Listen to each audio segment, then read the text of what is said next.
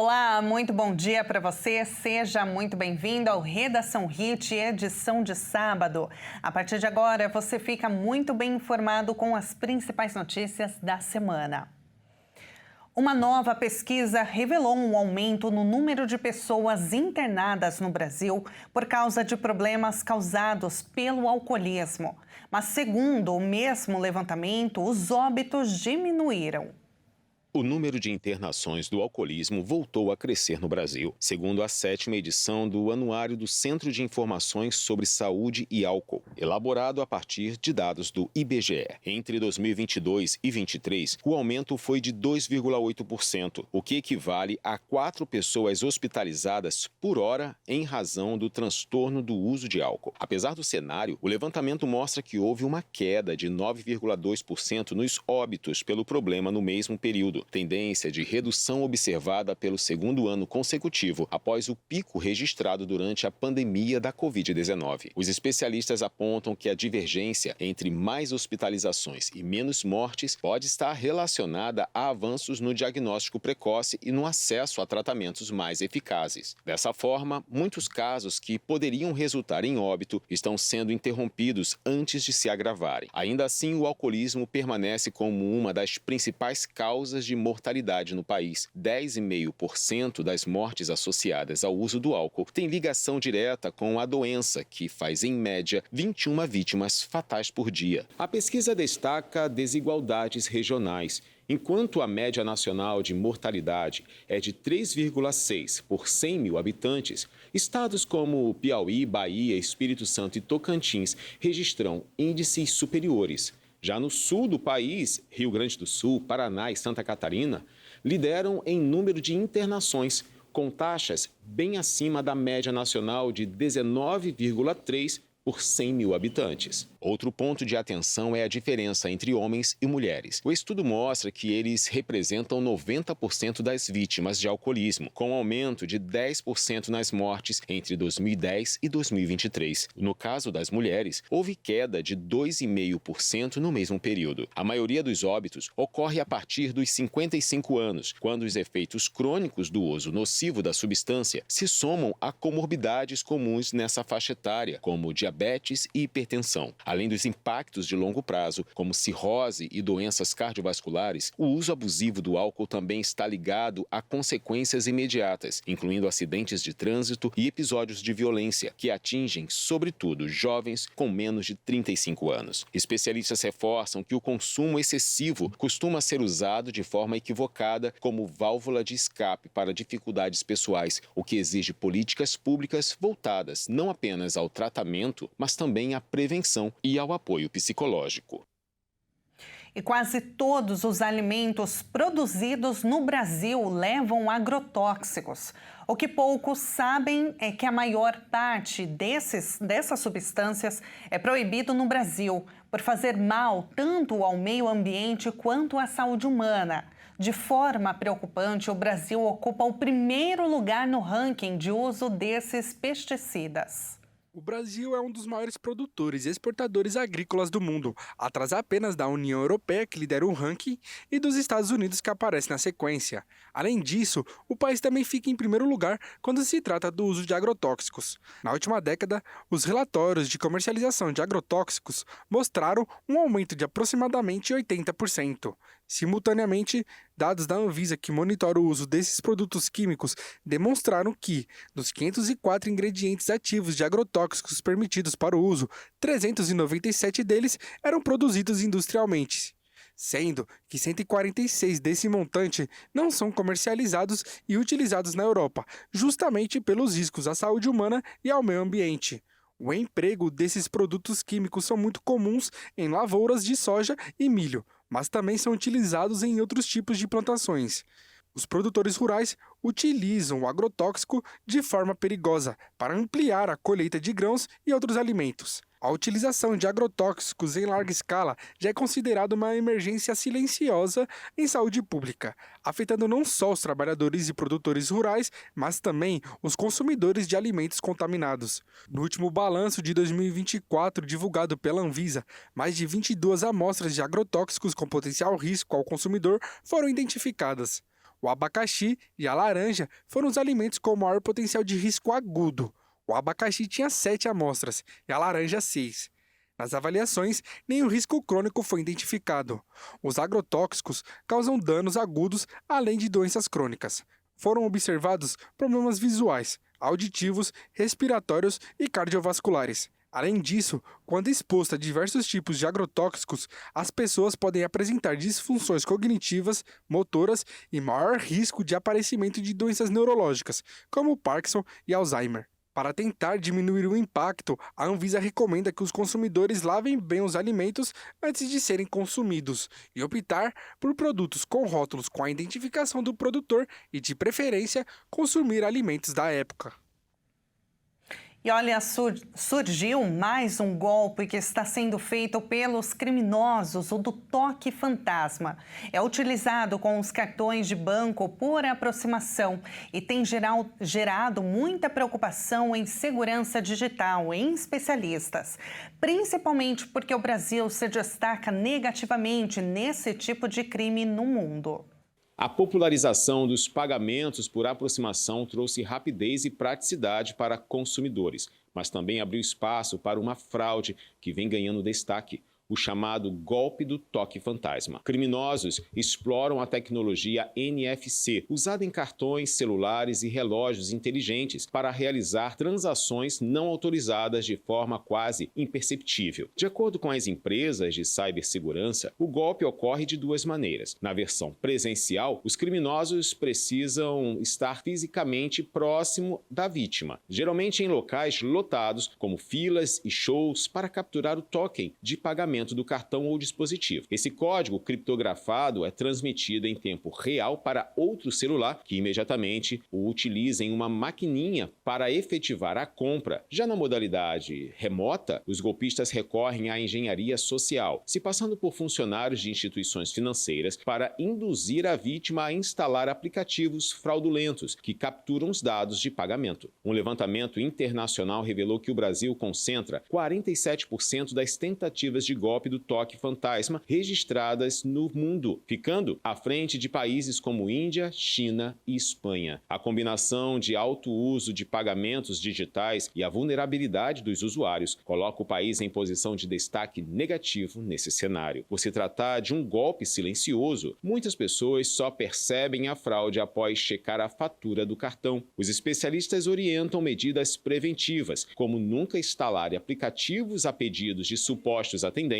desconfiar de mensagens inesperadas de bancos, além de utilizar carteiras ou capas que bloqueiam o NFC. Caso seja vítima, é essencial acionar imediatamente a instituição financeira, solicitar bloqueio do cartão e registrar um boletim de ocorrência, que pode ser feito online no site da Polícia Civil. O Brasil aumentou a quantidade de funcionários temporários e reduziu os concursados em serviço público. Entre as idas e vindas, o problema é que os trabalhadores perdem direitos, sem férias remuneradas e 13º salário, e até mães, sem a garantia de licença maternidade. O Ministério da Gestão e Inovação em Serviços Públicos alegou que no governo federal as contratações temporárias são excepcionais e não substituem as funções permanentes de servidores efetivos. A quantidade de temporários aumentou em 200 mil nos estados entre 2017 e 2023. No governo federal, o número saiu de um pouco mais de 13 mil para quase 14.800. No total, 21 dos estados brasileiros tiveram aumento nas contratações temporárias. Minas Gerais foi o único que registrou aumento de efetivos combinado com a redução de temporários. Uma das profissões que mais sofrem é a de professor. Sem direitos trabalhistas, professores temporários já são metade dos docentes nas redes estaduais. Um levantamento do movimento Pessoas à Frente mostrou que a maioria dos professores temporários trabalham sem auxílio alimentação, nem licença para tratamento por acidente de trabalho ou por saúde. Em alguns casos, não recebem férias remuneradas e nem o 13º salário. As mães não têm garantia dia de licença maternidade e estabilidade para gestantes. A categoria formada por profissionais que não são concursados costumam ser usados em funções específicas, como substituir professores efetivos que precisaram sair de licença ou para atender turmas recém-criadas, conforme é autorizada pela Constituição e pelas leis no Brasil. Os contratos temporários serão tema de um dos capítulos da reforma administrativa no Congresso Nacional. O relator na Câmara, deputado Pedro Paulo, do PSD do Rio de Janeiro, defende que esses contratos tenham uma duração máxima de 5 anos e estejam sujeitos a uma quarentena para uma eventual recontratação. O texto ainda não foi apresentado. O Tribunal Eleitoral do Rio de Janeiro está estudando mudar alguns locais de votação para as próximas eleições. A preocupação é tirar as urnas de regiões que são dominadas pelo tráfico ou por milícias que podem intimidar os eleitores. O Tribunal Regional Eleitoral do Rio de Janeiro estuda modificar locais de votação na eleição de 2026. A ideia é evitar que eleitores votem sob a ameaça de traficantes ou de milicianos. O magistrado Cláudio Melo Tavares lembra que nas eleições de 2024, pelo menos em 50 locais de votação, as urnas eletrônicas precisaram ser transportadas pelos chamados caveirões, os veículos blindados da Polícia Militar. O TRE-RJ quer evitar que traficantes ou milicianos influenciem na votação dos eleitores. A medida tenta evitar ameaça ao trabalho dos mesários do tribunal. Para isso, se estuda essa modificação das zonas eleitorais de locais considerados de risco. As zonas que mudarem precisam estar até 1,5 km da residência do eleitor. O tema foi debatido em uma reunião na última sexta-feira, na sede do TRE-RJ, no centro do Rio. O desembargador reuniu o que o TRE chama de elite da inteligência, para buscar informações sobre candidatos e financiadores de campanhas, suspeitos de ligação com o crime. No grupo, há representantes das polícias civil, militar e federal, além de promotores do Ministério Público Estadual e procuradores da República. E veja a seguir, em tempos de hiperconectividade, encontros mensais estimulam o hábito da leitura entre moradores de Campo Grande. A reportagem completa você confere no próximo bloco, não saia daí.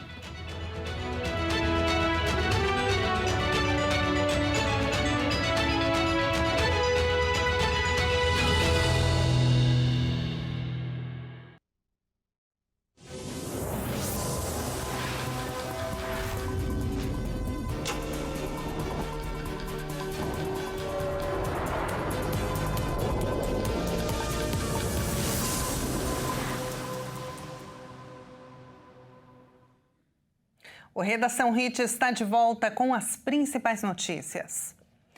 O número de motoristas profissionais no Brasil, aqueles que têm a Carteira Nacional de Habilitação nas categorias C, D ou E, tem caído significativamente. Nos últimos 10 anos, o país perdeu mais de 1 milhão de motoristas de carga.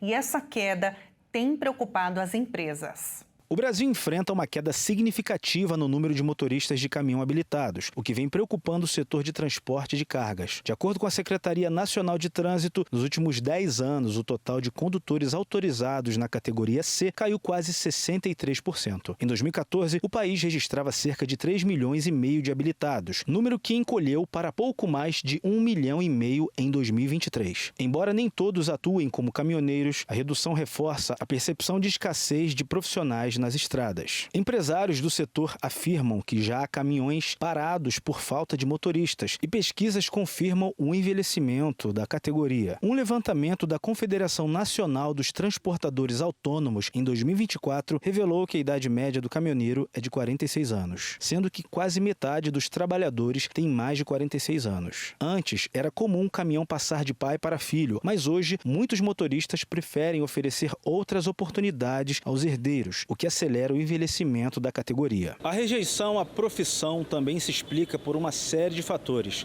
A falta de infraestrutura nas rodovias, o medo de assaltos e a desvalorização do frete afastam novos profissionais.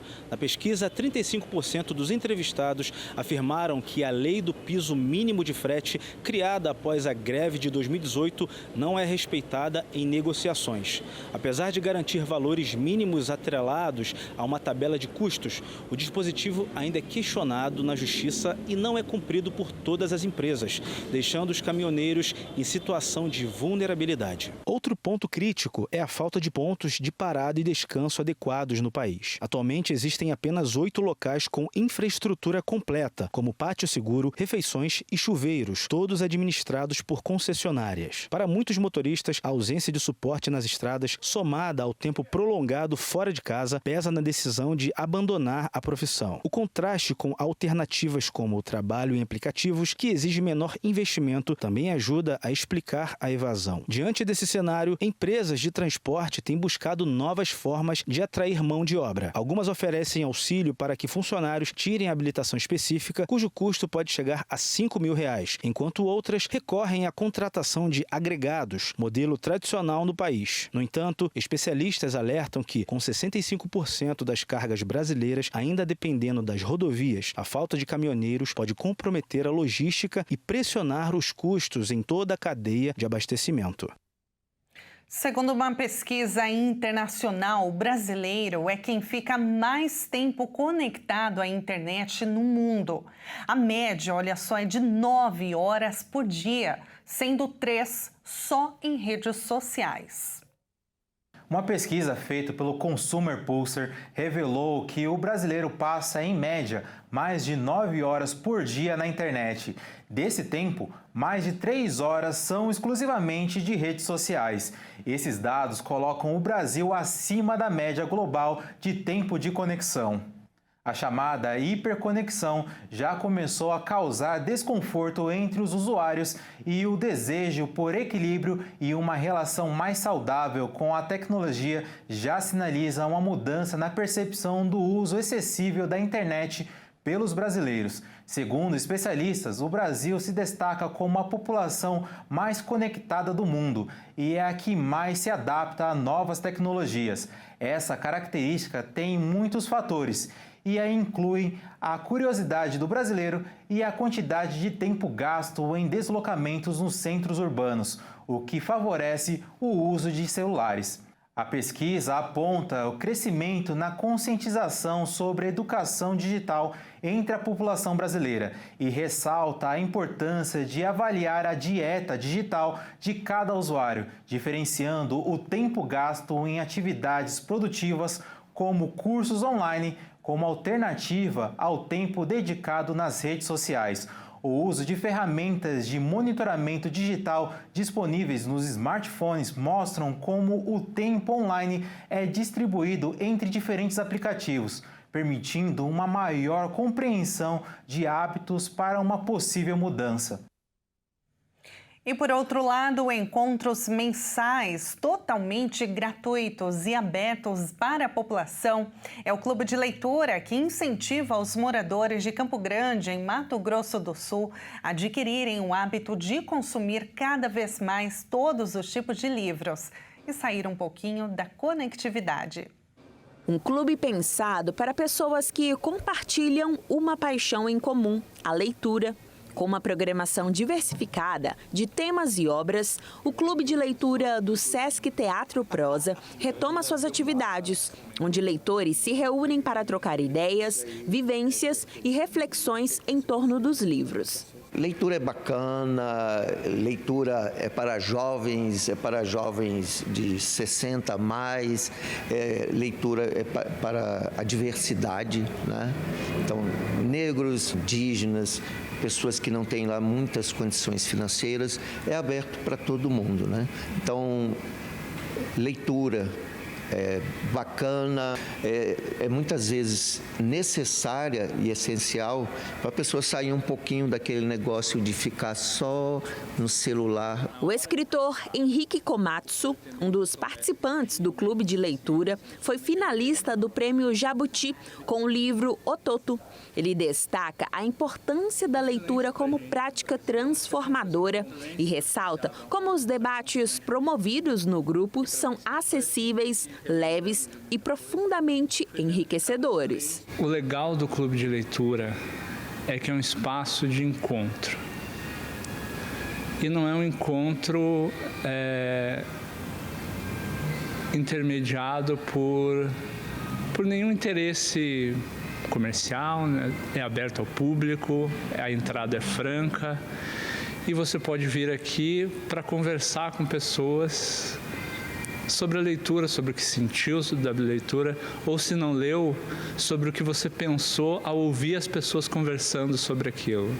Então é um espaço de diálogo, que é raro, se a gente for pensar, é um espaço de um diálogo livre, de um diálogo aberto, é um espaço que está ficando cada vez mais raro. Os encontros acontecem mensalmente na biblioteca do Sesc Teatro Prosa, um espaço acolhedor e acessível à comunidade, que convida à descoberta, à troca de ideias e à valorização da leitura, como ponte para a cultura, conhecimento e a imaginação. Aqui a gente tem uma biblioteca com um acervo bastante grande, né? Então que todos os empréstimos são gratuitos, as pessoas podem vir aqui, olhar o nosso acervo, pegar livro emprestado. Então é importante mesmo esse movimento que o Sesc está fazendo de investir na literatura, na leitura. E vamos agora conhecer um pouquinho da cidade de Coruripe, em Alagoas. Coruripe é um município alagoano, no litoral sul do estado, conhecido por suas belezas naturais, como a foz do rio Coruripe, onde o rio encontra o mar, e pelas praias tranquilas, que se tornam mais movimentadas em finais de semana e feriados. A cidade é fortemente turística, especialmente no Pontal de Coruripe, e também é importante produtora de cana-de-açúcar, coco e artesanato. A região possui uma rica história indígena e colonial, sendo palco de importantes naufrágios e uma das primeiras áreas de contato com os portugueses.